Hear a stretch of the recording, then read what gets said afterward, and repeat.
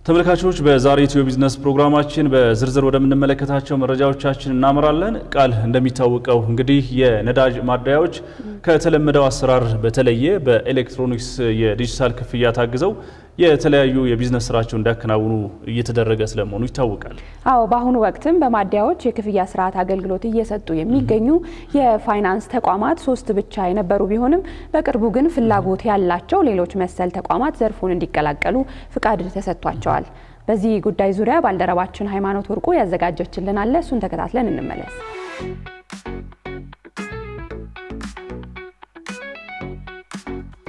ከቅርብ ዓመታት ወዲህ በሀገራችን የኤሌክትሮኒክስ የክፍያ ስርዓትን መጠቀም እየተለመደ መጥቷል። የኤሌክትሮኒክስ የክፍያ ስርዓትን ተግባራዊ ከሚያደርጉት መካከል የነዳጅ ማደያዎች ይገኙበታል። በአሁኑ ወቅት በማደያዎች የነዳጅ የክፍያ ስርዓት አገልግሎት እየሰጡ የሚገኙት የፋይናንስ ተቋማት 3 ብቻ ናቸው። ነገር ግን በቅርቡ ሌሎች መሰል ተቋማት ዘርፉን እንዲቀላቀሉ ፍቃድ ተሰጥቷቸዋል።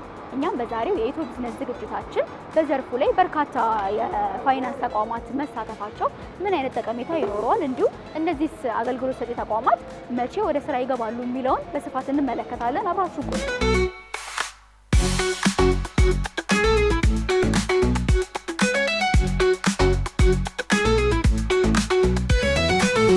ካሽ አለመያዙ ዘው ስልካችን ላይ ትራንስፈር ዲጂታል መምጣቱ ለሁላችንም በጣም ጥሩ አማራጭ ነው። ያ ከአንዱ ባንክ ወደ ሌላ እስከናስተላልፍ ጊዜ ይፈጃል። ምንም ጥያቄ የሌለው ነገር ነው። ይሄ ያው ሁላችንም ትንሽ ቶሎ ከፍሎ ለመውጣት ክራውድን እንሆናለን። ብዙ ጊዜ እሱ ያጋጥማል ያለ ነው። ወረፋው አሁን በምን ልንገርሽ? አሁን አብዛኞቻችን ማንጠቀም ከሶስቱ አንዱን ልንጠቀም እንችላለን። ተረዳሽኝ? ወይ ኮፕ ነው ወይ ቴሌብር ነው ወይ ደግሞ አንደኛው ልንጠቀም እንችላለን። በዛ ሰዓት ያ ነገር ደግሞ ለምሳሌ ቴሌብር ብቻ ይመስለኛል ከሲስተም ነፃ የሚሰራው በነዳጅ ላይ ማለት ነው። ሌሎቹ በሲስተም ይመስሉኛል እና በጣም እንግልት ቲምም ቢያንስ 15 ደቂቃ 20 ደቂቃ በጣም ወረፋ ከሆነ ከአንድ ሰዓት በላይ ልትቆሚ ትችያለሽ በነዛ ነገሮች ማለት ነው። ተሎ ለመክፈል አንዱ መኪና ፓርኪንግ ቆይተና አንተም ቆይ ቅዳ ይባላል። በርግጥ ክራውድ አለ ያጨናንቃል ማለት ነው። ሲስተም አልሰራ ቢልም ያኛው ብር እስከሚከፍለው እኔ ልቀዳ አልችልም። እዛ ጊዜ መግደል ባህሪያት አለ። ብሬ አብሲኒያ ከሆነ ወደ ቴሌብር ልካለው እስከምገል ንግድ ባንክ እንደዚህ ሆኖ አዋሽ ባንክም እንደዚህ ወደ ቴሌብር ልኬ እንደገና በኋላ ያለ ይጠብቃል እርቶ ዘማላ አልሰራ ካለኝም ደግሞ ፓርኪንግ አርጌ ደግሞ እኔን ካልተቀበለ መቀበል አይችልም መቅዳት አይችልም። ይሄን ጊዜ ይጨርሳል። ወደ ኤሌክትሮኒክስ የነዳጅ የክፍያ ስርዓት ሁሉንም የፋይናንስ ተቋማት ለማካተት ምን አይነት ስራ እየተሰራ ነው? መቼስ እነዚህ ተቋማት ወደ አገልግሎት ይገባሉ? አሁን ላይ በሰፊው የዲጂታል ሽያጭ ላይ እየተሳተፉ ያሉት ቴሌብር፣ ሲቢ እና ኩብ ናቸው። አሁን በቅርብ 23 የፋይናንስ ተቋማት በዲጂታል ሽያጭ ውስጥ እንዲሳተፉ ተደርጓል። እሱ ፕራክቲካሊ በቅርብ ቀን ነው የሚሆነው። 23ቱ የፋይናንስ ተቋማት ተለይተዋል።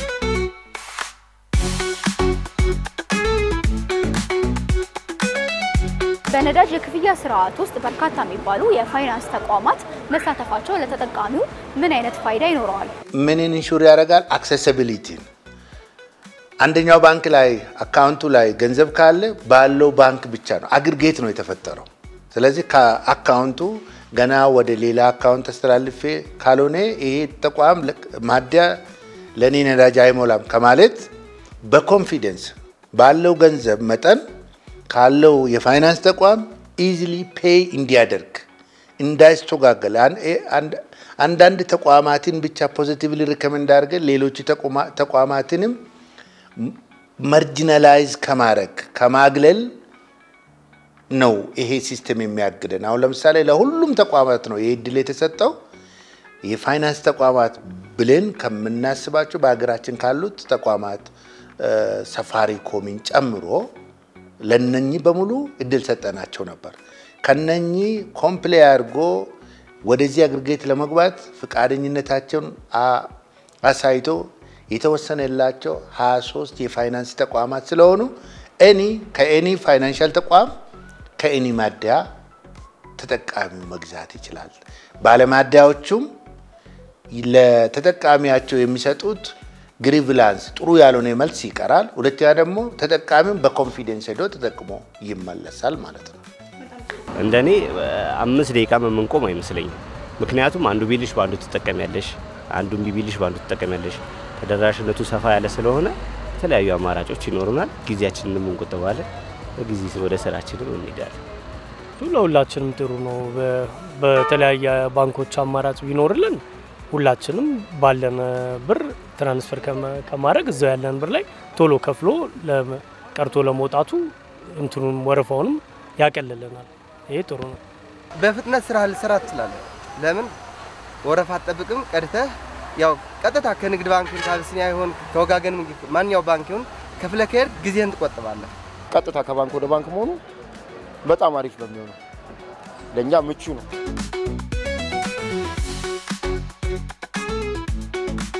በቅርቡ ተግባራዊ የሚደረገው የነዳጅ ውጤቶች ግብይት ስርዓት አዋጅ የዲጂታል ክፍያን በተመለከተ ምን ነገሮችን ይዟል?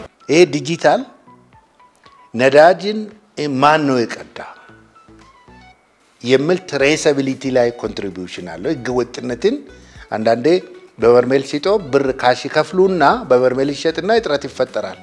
ከዛ በኋላ ጓሮ ላይ ደግሞ በ5 እና በ4 እጥፍ ስለሚሸጥ ዲጂታል ሽያጭ ላይ ማንኛውም ማደያ መደራደር የለበትም። አሁን ለምሳሌ በአዋጅ ውስጥ ከዲጂታል ሽያጭ ውጪ የሸጠ ባለማደያ ተጠያቂ ይሆናል።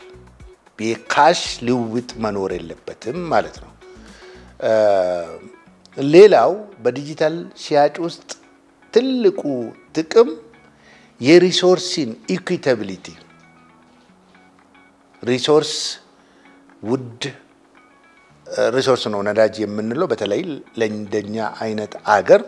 ስለዚህ ይሄንን ሪሶርስ ሁሉም ሰው አንዱ በበርሜል ገዝቶ አንዱ በሌላ ገዝቶ እንዳይጠቀም ለመኪናውና ለመኪናው ብቻ ወይ ደግሞ ለኢንቴንድድ ለታለመለት ዓላማ እንዲሆን ለትሬሰቢሊቲ ያገለግላል። ሌላው ደግሞ አገራችን የምትከተለው ፖሊሲ ዲጂታል ኢኮኖሚን ስለሆነ ለዚህ ኮንትሪቢዩት ያደርጋል ማለት ነው። ስለዚህ ባለማደያዎቹም አሽከርካሪዎቹም ዲጂታል መጠቀም እንዳለባቸው አዋጁ ይደነግጋል። አሁን ለምሳሌ በባለፈው ሳምንት 9 ማደያዎች ዲጂታል ሽያጫቸው ከተፈለገው በታች ስለሆነ ነዳጅ እንዳይቀርብላቸው አድርገናል። ስለዚህ የዲጂታል ሽያጭ የአማራጭ ጉዳይ ሳይሆን የግዴታ ሁኔታ ነው። ማንኛውም ተጠቃሚ ዲጂታልን መጠቀም አለበት ማለት ነው።